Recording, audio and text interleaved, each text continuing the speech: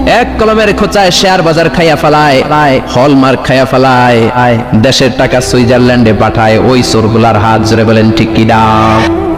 আল্লাহর দিন বাস্তবায়নে সবচেয়ে কঠোর সাহাবী ছিলেন ওমর। আবু বকর ছিলেন নরম, ওমরের মেজাজকে গরম বানাইছে কে? এই জন্য ইসলামের মধ্যে যেমনি সহনশীলতা আছে, আবার ইসলামের মধ্যে বিদ্রোহ আছে না নাই? ওই রকম একটা ওমরের দরকার, আমাদের বেশি চাই না। জোরে বলেন ঠিক কিনা? দাও খোদা দাও আমায় আবার ওমর দারাজ দিল, দাও খোদা দাও আমায় আবার ওমর দারাজ দিল, দাও আলীর মতো বীর সেনানি, আলীর মতো বীর সেনানি জাগাতে নিখিল, দাও খোদা দাও আমায় আবার ওমর দারাজ দিল। সুবহানাল্লাহ পড়েন। একটা ওমর লাগবে, চিল্লায় বলেন কয়টা? ওই ওমরের অপেক্ষায় বাংলাদেশ সহ গোটা মুসলিম উম্মাহ, ঠিক কি না? একটা ওমরে যথেষ্ট। আমাদের সেন্ট্রাল লিডারশিপ নাই তো, আমাদের এদিকে লাথি মারলে আমরা ওইদিকে যাই, ওদিক থেকে গোতা মারলে আমরা এদিকে যাই। আমাদের রিপ্রেজেন্টেটিভ, আমাদের প্রতিনিধিত্ব করার মতো কোনো কেন্দ্রীয় লিডারশিপ নেতৃবৃন্দ গোটা বিশ্বে নাই, ঠিক কিনা? আমরা সেই ওমরে ফারুকের অপেক্ষায়, আমরা সেই ইমাম আল বাহাদির অপেক্ষায়। এই ওমরে ফারুক আমাদের মডেল, ঠিক কিনা? থার্ড ইন পজিশন এই পুরো উম্মতের মধ্যে ওনার পজিশন নাম্বার 3। 1 নম্বর পজিশন বিশ্বনবীর, কার? 2 নম্বর পজিশন কার? আবু বকর। 3 নম্বর পজিশন কার? ওমরে ফারুকের। বিশ্বনবী বলতেন লা নবিয়্যা বা'দি, লা নবিয়্যা বা'দি, আমার পরে কোনো নবী নাই। ওয়ালা রাসূলা, আমার পরে কোনো রাসূলও নাই। আমার নবীর পরে আর কোনো নবী আছে? আমার নবীর পরে আর কোনো রাসূল আছে? এই যে কাদিয়ানি যে একটা সম্প্রদায় আছে, এরা কি মুসলিম নাকি অমুসলিম? মুসলিম সম্প্রদায়ের সাথে এদের কোনো সম্পর্ক নাই, চিল্লা বলেন ঠিক কিনা? এরা যদি মুসলমান হতে চায়, আমার নবী দ্য লাস্ট মেসেঞ্জার বিশ্বনবীকে খাতামুন নবী হিসেবে সংবাদ সম্মেলন করে গোটা বিশ্বকে জানাই দিতে হবে, তারপরে তাদেরকে আমরা মুসলিম হিসেবে স্বীকৃতি দিব, চিল্লা বলেন ঠিক কিনা? তা না হলে তারা কোন ধর্মের এটাকে জানাই দিতে হবে। No inferiority complex, no identity crisis. Identity ক্রাইসিসে থাকা যাবে না। আপনারা কোন ধর্মের এটা জানাই দেন। আপনারা বিশ্বনবীরও শেষ নবী মানবেন না, আবার মুসলিম বলেও নিজেদেরকে ট্যাগ লাগাতে চাইবেন। সাধারণ মুসলমানরা এটা এই তোকাবাজি মানে না, চিল্লায় বলেন ঠিক কিনা? আমার নবীর পরে কোনো নবী নাই, আমার রাসূলের পরে কোনো রাসূল নাই, ঠিক কিনা? আল্লাহর হাবিব বলতেন লাউ কানা বা'দি নাবিয়্যুন লাকানা উমর, তবে আমার পরে যদি নবী হওয়ার যোগ্যতা কারো থাকে, আমার ওমরের ওই যোগ্যতা আছে। সুবহানাল্লাহ পড়েন। প্রভু তুমি বলেছ রাসূল দেবে না, বলনি দেবে না ওমর, বলনি দেবে না হামজা তারি, খালিদ বিজয় সমর। প্রভু তুমি বলেছ রাসূল দেবে না, বলনি দেবে না ওমর, বলনি দেবে না হামজা তারি, খালিদ বিজয় সমর। প্রভু তুমি বলেছ রাসূল দেবে না। সুবহানাল্লাহ পড়েন। এজন্য আমরা একটা ওমর চাই। কয়টা? বেশি লাগবে? নেতার মতো নেতা কয়টা লাগে? জোরে বলেন কয়টা? Enough, that's enough. Omar Farooq our super hero. ওনার সাথে বিশ্বনবী সাল্লাল্লাহু আলাইহি ওয়াসাল্লামের মুসাহারার সম্পর্ক ছিল। ওমর ফারুক যে বিশ্বনবীর শ্বশুর, এটা অনেকে জানেই না। ওমর ফারুক রাদিয়াল্লাহু তাআলা আনহু বিশ্বনবীর শ্বশুর ছিলেন। এটা আজকে নতুন শুনছেন, কে কে হাত তোলেন? দেখছেন হুজুর? সঠিক বলছি না আমি? অনেকে আমরা জানি না। মাশাআল্লাহ, জানতে লজ্জা নাই, শিখতে লজ্জা নাই। লজ্জা হচ্ছে অজ্ঞতায় আর মূর্খতায়, ঠিক কিনা? আমরা শিখতে রাজি আছি। যে কথা বলে আমরা তার ছাত্র। আমার আগে হুজুর কথা বলতেছিলেন, আমরা ছিলাম ছাত্র। এখন আমি কথা বলতেছি, এখন আমরা সবাই হয়ে গেছি ছাত্র, ঠিক কিনা? যিনি বলেন তিনি শিক্ষক, বাকিরা আমরা ছাত্র, ঠিক কিনা? 4 খলিফার 2 খলিফা, ইসলামের 4 খলিফার 2 খলিফা বিশ্বনবীর মেয়ের জামাই, আর বাকি 2 খলিফা বিশ্বনবীর শ্বশুর। সুবহানাল্লাহ পড়েন। সাইয়েদনা আলী রাদিয়াল্লাহু তাআলা আনহু, সাইয়েদনা উসমান যুন নূরাইন, বিশ্বনবীর মেয়ের জামাই। ওসমান রাদিয়াল্লাহু তাআলা আনহুর কাছে বিশ্বনবী দুই মেয়েকে বিয়ে দিয়েছিলেন, একজন মারা যাওয়ার পরে আরেকজন। বিশ্বনবী বলেছেন এরপরে আরেকটা থাকলে ওইটারও বিয়ে দিতা। সুবহানাল্লাহ পড়বেন না? দুইজন ছিল মেয়ের জামাই আর দুইজন ছিল শ্বশুর। সাইয়েদনা আবু বকর শ্বশুর, বিশ্বনবীর স্ত্রী আম্মা জান আয়েশা রাদিয়াল্লাহু তাআলা আনহার বাবা। বিশ্বনবীর স্ত্রী আম্মা জান হাফসা রাদিয়াল্লাহু তাআলা আনহার বাবা ছিল সাইয়েদনা ওমর ফারুক। চিল্লায় পড়ে আল্লাহু আকবার। জানো তো না পজিশন না, সাইয়্যিদু কুহুলিল জান্নাহ। জান্নাতে যত নারীরা যাবে, নারীদের সর্দারিনী হবে সাইয়্যিদাতুনা ফাতেমা রাদিয়াল্লাহু তাআলা আনহা। এই ফরিদপুরের যত ইয়াং স্টাররা তোমরা যারা জান্নাতে যাবে, তোমাদের লিডার হবে সাইয়েদনা হাসান আর হুসাইন রাদিয়াল্লাহু তাআলা আনহুমা। আর বয়স্ক মুরব্বীরা যারা জান্নাতে ঢুকবেন, আপনাদের লিডার হবে সাইয়েদনা আবু বকর আর সাইয়েদনা ওমর ফারুক রাদিয়াল্লাহু তাআলা। সুবহানাল্লাহ পড়তে পারলেন না? ওমর ফারুক এটা সাধারণ কোনো ক্যারেক্টারিস্টিক্স নয়। ওনাকে আল্লাহ তাআলা নলেজও দিয়েছেন, আবার দিনদারিও দিয়েছেন। আবার তিনি ভাইয়েরা খেয়াল রাখবেন, কোন আলেমের মধ্যে বা কোন নেতার মধ্যে যদি এই দুইটার সমন্বয় আপনি পান, যে তার জ্ঞানও আছে আবার দিনদারিও আছে, he belongs the knowledge and he belongs the taqwa, সে গোটা বিশ্বকে জয় করে ফেলবে। ঠিক কিনা? যার মধ্যে জ্ঞান আছে, যার মধ্যে তাকওয়া আছে, তারে কেউ থামায় রাখতে পারে? ওমর ফারুককে এই দুই নেয়ামত দিয়ে ধন্য করেছে কে? সহিহ বুখারীর বর্ণনা, বিশ্বনবী সাহাবীদের সামনে একটা স্বপ্নের কথা বলছেন। বিশ্বনবী বললেন, আমি স্বপ্নে দেখলাম আমার আঙ্গুলের ফাঁকা থেকে দুধ বের হচ্ছে, আমি তৃপ্তি সহকারে দুধ খেলাম। খাওয়ার পরে দেখলাম আঙ্গুলের মধ্যে একটু দুধ লেগে আছে। আমার আঙ্গুলে অতিরিক্ত লেগে থাকা দুধটা আমি ওমর ফারুকের মুখের মধ্যে লাগিয়ে দিলাম। সাহাবারা বললেন, ইয়া রাসূলুল্লাহ, ইয়া হাবিবাল্লাহ, মাযা আওয়ালতা বিহি, এই স্বপ্নের আপনি কি ব্যাখ্যা করলেন, আমরা তো বুঝলাম না। বিশ্বনবী বললেন, আওয়ালতু বিহি আল ইলম, আমি এই দুধ দিয়ে জ্ঞানের ব্যাখ্যা করেছি, কারণ ওমরকে আল্লাহ যেই জ্ঞান দিয়েছে গোটা বিশ্বের কাউকে এত জ্ঞান দেয় না। এজন্য স্বপ্নে যদি কেউ দেখেন যে আপনি দুধ খাচ্ছেন, তার মানে আল্লাহ তাআলা আপনার জ্ঞান বাড়ায় দিবেন। ওমর ফারুককে দুধ খেয়ে অতিরিক্ত দুধের অংশটা বিশ্বনবী আবু বকর রাদিয়াল্লাহু তাআলা আনহুর মুখে দেন নাই, সাইয়েদনা উসমানের মুখে দেন নাই, আলী রাদিয়াল্লাহু তাআলা আনহুর মুখে দেন নাই। স্বপ্নে ওই অতিরিক্ত লেগে থাকা দুধটা বিশ্বনবী ওমর ফারুকের ঠোঁটের মধ্যে লাগিয়ে দিয়েছেন। এই হাদিস থেকে প্রমাণ হয় আল্লাহ তাআলা জ্ঞানের নেয়ামতে সাইয়েদনা ওমর ফারুককে ধন্য করেছেন।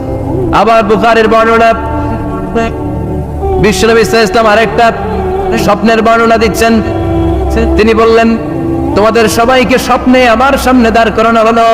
আমি দেখলাম তোমাদের কারো জুব্বা নাভি পর্যন্ত, কারো জুব্বা হাঁটু পর্যন্ত, কারো জুব্বা টাকনু পর্যন্ত। ওমর ফারুককে যখন স্বপ্নে আমার সামনে দাঁড় করিয়ে দেয়া হলো, আমি দেখলাম ওমরের জুব্বা এত লম্বা, ওমর টেনে হিচড়ে তার জুব্বা নিয়ে সামনে হেঁটে যাচ্ছে।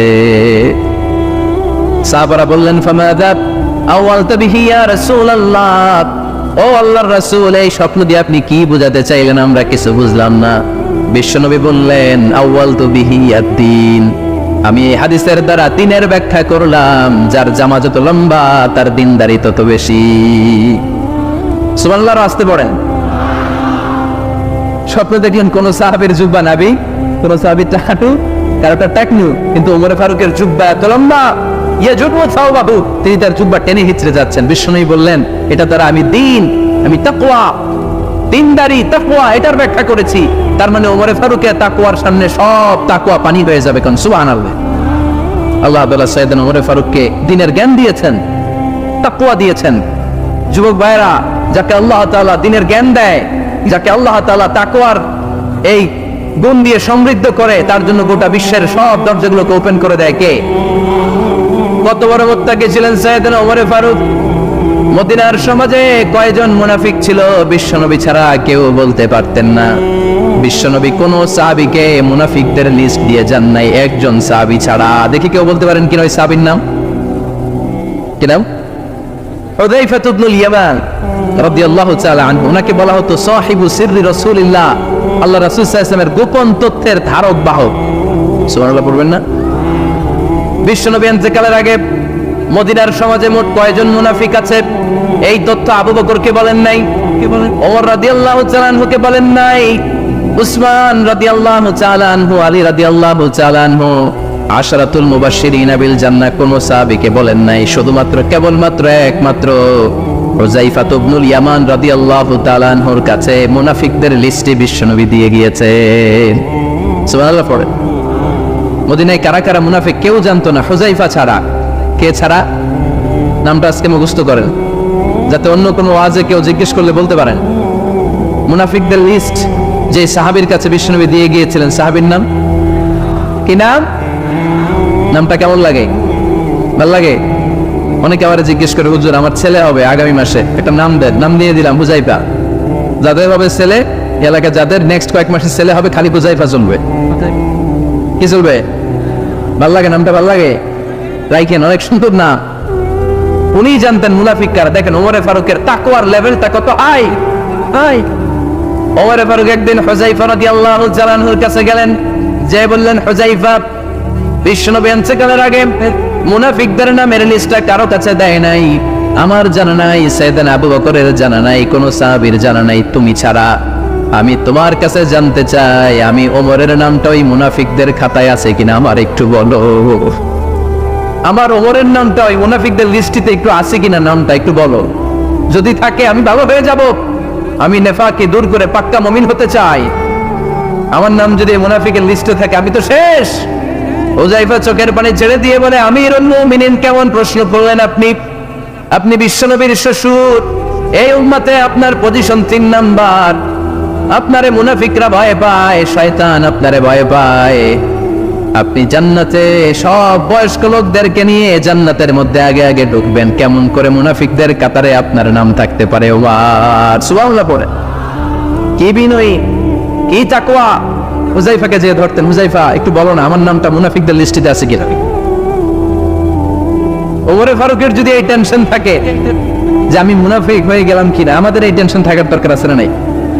হ্যাঁ, যেন সব সময় আল্লাহর কাছে দোয়া করতে হবে, আল্লাহ তুমি নেফাকি থেকে আমাদেরকে বাঁচাও।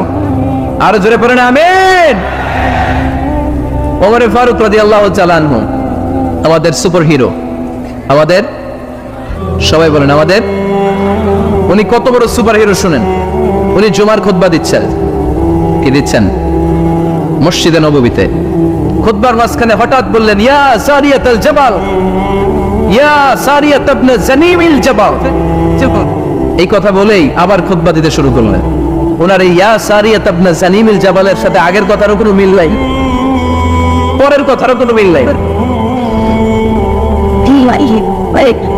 জুমার নামাজের পর মুসল্লি সাহাবারা ধরলেন, বললেন, ইয়া আমিরাল মুমিনিন। খুতবার মাঝখানে হঠাৎ করে ইয়া সারিয়াত ইবনে জানিমিল জাবাল বলে আপনি চিৎকার করলেন কেন? আপনার এই বাক্যের সাথে আপনার খুতবার আগের বাক্যের কোনো মিল নাই, আপনার খুতবার পরের বাক্যেরও কোনো মিল নাই। এই কথা আপনি কারে বললেন? কারে উদ্দেশ্য করে বললেন? এই কথার তাৎপর্য কি আমাদেরকে বুঝিয়ে বলেন। ওমরে ফারুক বললেন, আমি যখন খুতবা দিচ্ছি আমি দেখতে পেলাম ওই যে কয়েক মাস আগে আমি আমার মুসলিম সেনাবাহিনী পারস্য আক্রমণের জন্য পাঠিয়েছি বর্তমান ইরানের ওই বিশাল এলাকাতে পারস্যে আমি আমার ব্যাটালিয়ন পাঠিয়েছি। আমি হঠাৎ করে দেখতে পেলাম আমার মুসলিম বাহিনীর সেনাপতি যুদ্ধের এক পর্যায়ে তার ডানে আছে উপত্যকা, বায়ে আছে পাহাড়, সে পাহাড়ি রাস্তা ছেড়ে দিয়ে উপত্যকার দিকে যেতে শুরু করেছে।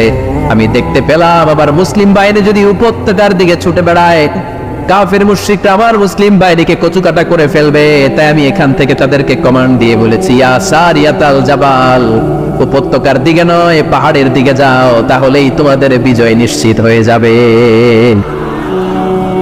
উপত্যকার দিকে যেও না, ইলাল জাবাল, ইলা সারিয়াতিল জাবাল, পাহাড়ের দিকে ছোট। সাহাবারা অবাক। ঘটনা কি? উনি বসে আছেন মদিনায় মসজিদে নববীর মিম্বারে দাঁড়িয়ে, উনি যদি ইয়া সারিয়াতাল জাবাল বলে, এটা কি ইরানে যাবে নাকি? ও মিয়া, তখনকার সময়ে বর্তমানের মতো মোবাইল ছিল নাকি? ইন্টারনেট ছিল নাকি? কিছু ছিল? খালি মুখে আমি যদি বলি ইয়া সারিয়াতাল জাবাল, এটা ইরানে যাবে? ইন্ডিয়া যাবে? ঢাকায় তো যাবেন, ফরিদপুর শহরে তো বসবে না, ঠিক কিনা? কিন্তু এটা আমিরুল মুমিনিন বিশ্বাসী সাহাবারা বিশ্বাস করে নিল। কিছু মুনাফিক ছিল, এরা করে যান ঝামেলা আছে, এটা তো সম্ভব না। এক কাজ করি, এই সেনাপতি যখন বিজয়ী বেশে মদিনায় ফিরে আসবে আর আমরা তরব। এরা দিন গুনতে লাগলো। এই সেনাপতি মুসলিম বাহিনী নিয়ে পারস্য জয় করে কবে ফিরে আসবে? এই মুনাফিকের দলগুলো কখনো সেনাবাহিনীকে অভ্যর্থনা জানাতে যেত না, কিন্তু এইবার সবার আগে মদিনার উপকণ্ঠে যে সেনাপতিদেরকে অভ্যর্থনা জানানোর জন্য ফুল নিয়ে রেডি। ফুল নিয়ে দাঁড়ায় আছে। সেনাপতি ঠুকার সাথে সাথে ধরছে, এই সেনাপতি কোত্থেকে আসছে? তো পারস্য জয় করে আসছি। এমন এমন দিন, জুমার দিন, দুপুর বেলা, যুদ্ধের মাঝখানে আমিরুল মুমিনিনের কণ্ঠের কোন কথাবার্তা শুনছো নাকি? সেনাপতি অবাক, কয় তোমরা জানলা কেমনে? শুনছি তো। সুবহানাল্লাহ পড়বেন না? আমরা যুদ্ধে একটা ভয়ঙ্কর অবস্থার মধ্যে ছিলাম, পেছন থেকে শত্রু আমাদেরকে আক্রমণ করতে শুরু করে দিল। ডানে যাব না বায়ে যাব, সামনে যাব নাকি পেছনে যাব, রাস্তা খুঁজে পাচ্ছি না। ডান দিকে ছিল আমাদের উপত্যকার রাস্তা, বাঁ দিকে ছিল পাহাড়ি পথ। আমরা সোজা পথ হবে মনে করে উপত্যকার দিকে ছুটতে আরম্ভ করলাম। হঠাৎ করে আমিরুল মুমিনিনের কণ্ঠ বজ্র কণ্ঠে আমার কানের মধ্যে ভেসে আসলো। আমার মনে হলো আমিরুল মুমিনিন কেমন যেন আমাকে কমান্ড দিচ্ছেন আর বলছেন, ইয়া সারিয়াতাল জাবাল, ডান দিকে উপত্যকার পথে নয়, তাড়াতাড়ি পাহাড়ের দিকে সৈন্য বাহিনী নিয়ে উঠে যা। পাহাড়ের দিকে, ডানে না, this is wrong track and this is the right track. ওই দিন যদি ওমরে ফারুকের ওই গাইডলাইন, আমিরুল মুমিনিনের কমান্ড যদি আমি না শুনতাম, আজকে বিজয়ের বেশে ফিরতেও পারতাম না, আমাদের চেহারাও তোমরা দেখতে পেতে না। ওমরে ফারুকের ওই কমান্ড, ওই গাইডলাইন অদৃশ্য থেকে শোনার কারণে ওই পারস্যের মধ্যে আমাদেরকে সেই যুদ্ধে বিজয় দান করেছে কে? দিস ইজ ওমরে ফারুক, দিস ইজ ওমরে ফারুক। বিশ্বনবী বলছেন, আমার মা লাকিয়াকা শাইতানু সালিকান ফাজ্জান ইল্লা সালাকা ফাজ্জান গায়রা ফাজ্জিক। ওমর, শয়তান ইবলিস যদি তোমার কোনো রাস্তা দিয়ে হাঁটতে দেখে, শয়তান ওই রাস্তা রেখে দিয়ে অন্য রাস্তা দিয়ে হাঁটে। সুবহানাল্লাহ বাড়িতে যায় বললেন। কে বলতেছে? বিশ্বনবী। কার ব্যাপারে? কার ব্যাপারে? ওমরে ফারুকের ব্যাপারে। শয়তান যদি দেখে যে ওমরে ফারুক এই রাস্তা দিয়ে হাঁটতেছে, শয়তান ওই রাস্তা রেখে দিয়ে অন্য রাস্তা দিয়ে হাঁটে। সুবহানাল্লাহ পড়ে। রাত্রিবেলা আমরা আমাদের বাচ্চা ছেলে মেয়েদেরকে যখন খাওয়াই, বাচ্চারা খেতে চায় না, এরকম হয় আপনাদের ফরিদপুর এলাকায়? এই এলাকায় হয় নাকি? খেতে চায় না বাচ্চারা, এই চকলেট দেখায়া, এই মিনা কার্টুন দেখায়া, এইটা সেইটা, এগুলো সেগুলো বলে, গল্প টল্প বলে পুলায় খাওয়ানো লাগে, তাই না? তারপরেও খায় না। আমারও ছোট মেয়ে আছে, খেতে চায় না, এইটা সেইটা এমনি সেমনি খাওয়ানো লাগে। তো শেষে না পেরে মা বাবা বলতে বাধ্য হয়, ওই যে ভূত আসতেছে, ভূত, তাড়াতাড়ি তাড়াতাড়ি খাও, তাহলে যে ভূত ধরবে তো। আরে ওই যে বাঘ আসতেছে, বাঘ, তাড়াতাড়ি খাইলে তাহলে বাঘে কামড়াবে। বলি না আমরা? আপনারা কি বলেন? ভূত। আর কি বলেন? হ্যাঁ হ্যাঁ, আচ্ছা, এক এক জায়গায় এক একটা আমরা বলি, ভূত আসবে, বাঘ খাবে, ভাল্লুক খাবে, তাড়াতাড়ি খাও। মদিনাতে যখন ওমরে ফারুক আমিরুল মুমিনিন, মদিনার মায়েরাও বাচ্চাদেরকে খাওয়াতে পারতো না, ছোট্ট মেয়েদেরকে খাওয়াতে পারতো না, খাওয়া নিয়ে যন্ত্রণা করতো। বাচ্চারা যখন মদিনায় খেতে চাইতো না রাত্রি বেলায়, মদিনার মায়েরা বলতো, তাড়াতাড়ি খাও, আহুয়া ইয়াতি উমর, আহুয়া ইয়াতি উমর, তাড়াতাড়ি খা, নাইলে ওই যে ওমর আসতেছে, Omar. This is our super hero সাইয়েদনা ওমর ফারুক রাদিয়াল্লাহু তাআলা। শুধু শয়তানি ভয় পেত না, মুনাফিকরাও ভয় পাইতো, জমের মতো ভয়। শুধু তাই না, আমাদের আম্মাজান বিষ্ণু ইসলামের স্ত্রীরাও ওমর ফারুককে ভয় পেতেন। সুবহানাল্লাহ বলবেন না? মাঝে মাঝে বিষ্ণু ইসলামের সাথে আম্মাজান আয়েশার ঝগড়া হতো, হতো না? আপনাদের ফ্যামিলিতে ঝগড়া হয়? হয় না? হয় না? কার কার দেখি পরে আল্লাহ, অনেক আল্লাহর ওলি আছে তো জায়গায়, ঝগড়া হয় না? এ কি কথা কয়, ঝগড়া হয় না বলে? বিশ্বনবীর ফ্যামিলিতে ঝগড়া হয়, আপনার ফ্যামিলিতে হয় না? মিষ্টি ঝগড়া। আর ও বিয়েই করে নাই,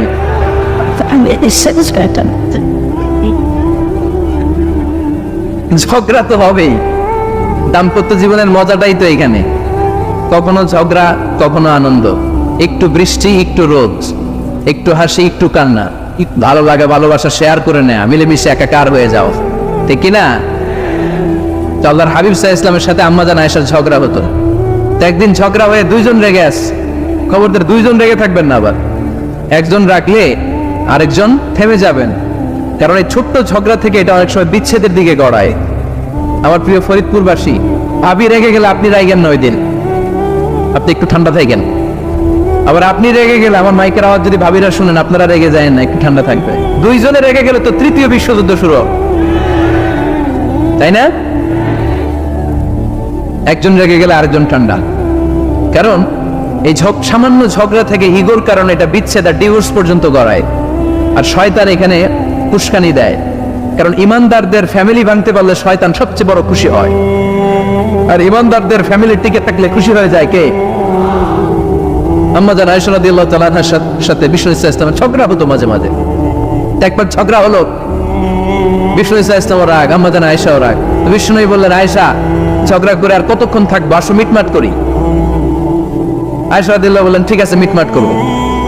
তো বিষ্ণু ইসলাম বললেন, মিটমাটের জন্য কারে ডাকবো? ওমর রে ডাকি। কয় না, ওমর রে না, ওমর গালিজ, ওমর অনেক রাগে, আমার ডর লাগে। কয় তাহলে তোমার আব্বারে ডাকি। কয় ডাকেন। কি খুশি, মেয়েদের মধ্যে অভ্যাসটা আছে না নাই?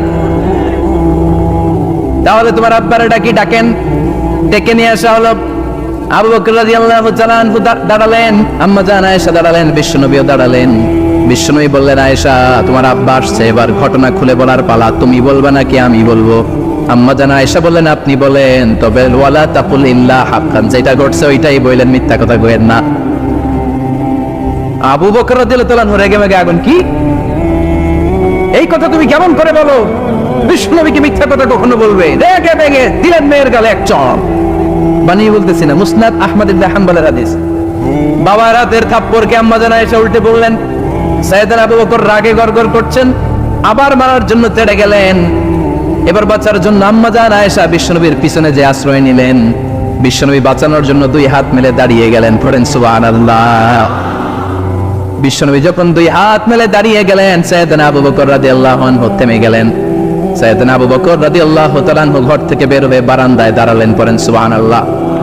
এবার বিশ্বনবী আম্মা জান আয়েশার কাছে যেয়ে বলেন, ইয়া আয়েশা কাইফা রাআইতিনি আনকাসতুকি মিনার রাজুল, দেখছো কেমনে বাঁচাইলাম? আপনি না থাকলে বর্তমানে বলতো আজকে আমি বাঁচাইছি তোমারে, আমি আমার লগে ঝগড়া করে তুমি।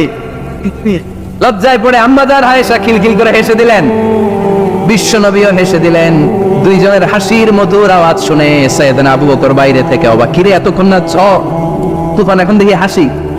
সালাম দিয়ে অনুমতি নিয়ে ভিতরে ঢুকলেন। ঢুকে দেখেন আম্মা জান আয়েশাও হাসে, বিশ্বনবীও হাসে। এই হাসি দেখে আবু বকর রাদিয়াল্লাহু আনহু হেসে দিলেন। আরশের উপর থেকে খুশি হয়ে গেলেন কে? এবার সাইয়েদনা আবু বকর রাদিয়াল্লাহু তাআলা আনহু বললেন, ইয়া রাসূলুল্লাহ আশিকানি ফি সিলমিকুমা কামা আশরাতুমানি ফি হারবিকুমা।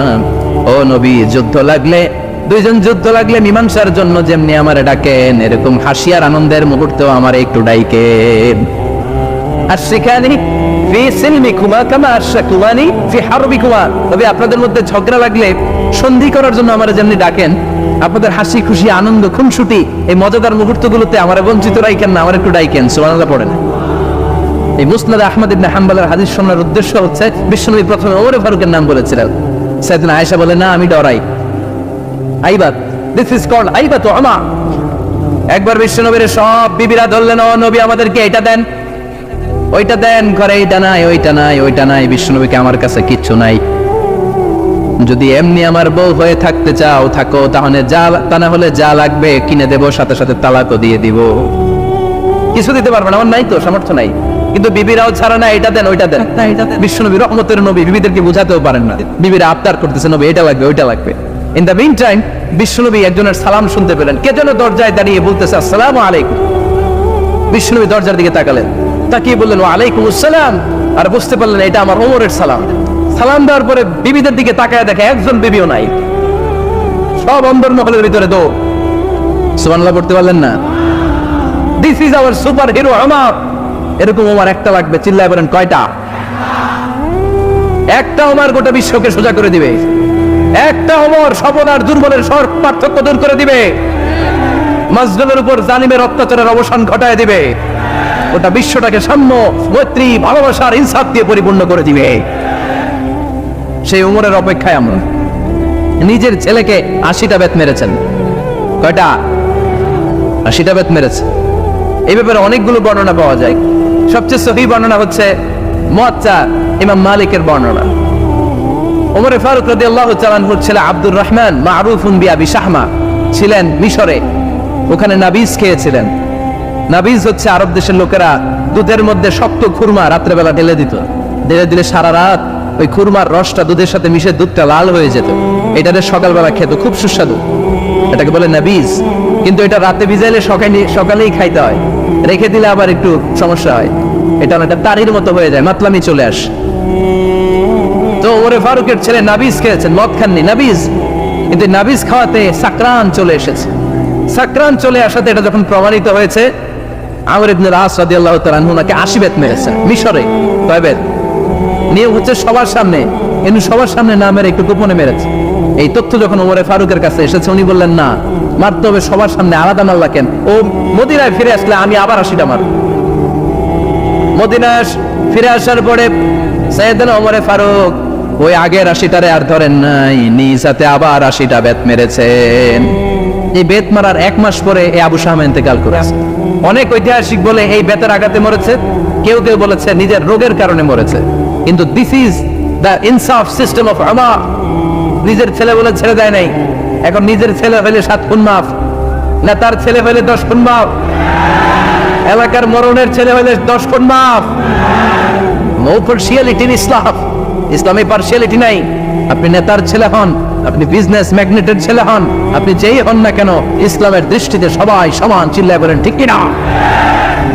বনু মখজুমিয়া গোত্রের এক নারী চুরিতে ধরা পড়ল। সাহাবারা বললেন, নবী, মদিনার সবচেয়ে ভেরি প্রেস্টিজিয়াস এন্ড ডিগনিফাইড ফ্যামিলির মেয়ে, আপনি হাত কাটেন না, কারণ ইসলামের নিয়ম চুরি করলে কি কেটে দাও? বিষ্ণু বললেন, বলো কি? হাত না কাটার জন্য তোমরা আমাকে রেকমেন্ড করছো? এটা আল্লাহর আইন, পৃথিবীর কেউ রেকমেন্ড করলো শোনার ক্ষমতা আমার নাই, কারণ আইনটা দিয়েছে কে? লাউ কানাত ফাতিমাতু বিনতি মুহাম্মাদিন সারাকাত লাকাতা মুহাম্মাদুন ইয়াদাহা। আরে বনু মাকসুমিয়া মেয়ে তো দূরের কথা, আমার কলিজার টুকরা ফাতেমাও যদি আজ চুরিতে ধরা পড়তো, তার হাত কেটে দিতে আমি 1 মিনিটও দেরি করতাম না। দিস ইজ ইসলাম। এই হচ্ছে ওমরে ফারুকের মানাকিব। এরকম ওমরে ফারুক কয়টা লাগবে? আওয়াজ করে বলতে হবে, কয়টা লাগবে? একটা লাগবে। এই সাইয়েদনা ওমরে ফারুক মদিনার প্রথম চিফ জাস্টিস ছিলেন। সর্বপ্রথম ওনার পরামর্শে সাইয়েদনা আবু বকর রাদিয়াল্লাহু তাআলা আনহু কোরআনকে সংকলন করেছেন। আমরা এই যে কোরআন পড়ি 30 পারা, এমদাদিয়া লাইব্রেরির 114টা সূরা, কত সুন্দর সন্নিবেশ করা হয়েছে, এখানে সাজানো হয়েছে। আল্লাহর হাবিব সাল্লাল্লাহু আলাইহি ওয়াসাল্লামের সময় কি এরকম কোরআন ছিল নাকি? ছিল? খেজুর পাতার মধ্যে, গাছের বাকলের মধ্যে, ওটের বড় হাড্ডির মধ্যে আর পাথরের মধ্যে খোদাই করা কোরআন ছিল। সাইয়েদনা আবু বকরের সময় রাদিয়াল্লাহু তাআলা আনহুর সময় যুদ্ধ হলো, 70 জন হাফেজ সাহাবী ইন্তেকাল করলেন। সাইয়েদনা আবু বকর রাদিয়াল্লাহু তাআলা আনহুকে ডেকে ওমর ফারুক বললেন, ও আবু বকর, এইভাবে হাফেজে কোরআন সাহাবীরা যদি দুনিয়া থেকে বিদায় হয়ে যায়, আল্লাহর কোরআনও তো বিদায় হয়ে যাবে। আমার পরামর্শ হলো, আপনি সব বয়োজ্যেষ্ঠ সাহাবীদেরকে একসাথে করে কোরআনের সব কাগজগুলোকে একসাথে করে একটা নির্ধারিত কপির মধ্যে কোরআনকে সংকলন করে ফেলেন। সাইয়েদনা আবু বকর বললেন, যেটা আমার নবী করে না, এটা আমি কেমনে করি? কিন্তু ওমর ফারুক নাচরবান্দা বলে না, এটা করলে কোনো খারাপ হবে না, ভালোই হবে। মুসলিম উম্মার জন্য এক জায়গায় কোরআন সন্নিবেশিত থাকবে, আপনি করেন। সাইয়েদনা আবু বকর রাজি হয় না, ওমর ফারুকও ছাড়ে না। ওমর ফারুক বলতে বলতে বলতে বলতে এমন ভাবে সাইয়েদনা আবু বকর রাদিয়াল্লাহু তাআলা আনহুকে ধরলেন, সব শেষে সাইয়েদনা আবু বকর ওমর ফারুকের কথায় কোরআন সংকলনে রাজি হয়ে গেলেন। পড়েন সুবহানাল্লাহ। উনি বললেন, ওমর যখন আমাকে বারবার বুঝাতে লাগলো, আল্লাহ তাআলা আমার হৃদয়টা ওমরের কথা শোনার জন্য খুলে দিলেন। আল্লাহ তাআলা কেমন যেন আমাকে ইলহাম করলেন, আবু বকর করো, এই কাজের মধ্য দিয়ে আমি আমার কোরআনকে গোটা বিশ্বে জীবিত রেখে দেব। This is Omar. এই যে আমরা হিজরি সনের যে আমরা গণনা করি, এই হিজরি সনের প্রবর্তক হচ্ছে সাইয়েদনা ওমর ফারুক। সুবহানাল্লাহ। নাই আপনাদের মনোযোগ আছে না গেছে? কই ঘুমায় গেলেন মনে হয়? তাকবীর দেন তো একজন আওয়াজ করে।